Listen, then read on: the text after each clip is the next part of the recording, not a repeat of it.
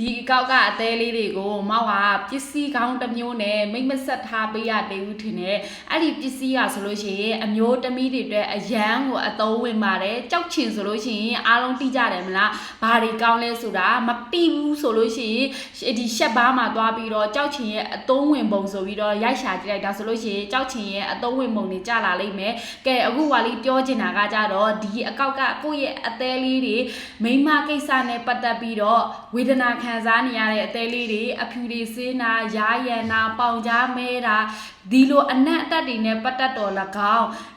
ကိုယ့်ရဲ့လက်ကြလေးကအတူနေပါများလို့လေထိုးလေခိုလေထွက်ဖြစ်ပြီး6လဲလဲဖြစ်နေတယ်တင်းရင်ကြစ်လက်မှုမရှိတော့ဘူးဆိုလို့ရှိရင်ဒီမှာကြောက်ချင်ရဲ့ရှားဆောင်ရည်ကိုပြုလုပ်ထားတဲ့အန်တူကြောက်ချင်ဆက်ပြလေးကို1ရက်2ကြိမ်သုံးပေးပါလက်ပြလေးကတဘာဝအတိုင်းတင်းရင်ကြစ်လက်ပြီးတော့အဖြူစေးရရံ6တေးရောင်ရမ်းနာကျင်တာတွေကိုတက်တာစီပါတယ်မှာကျင်တော့ဝါလီစီမှာလာပြီးမှလို့ရပါ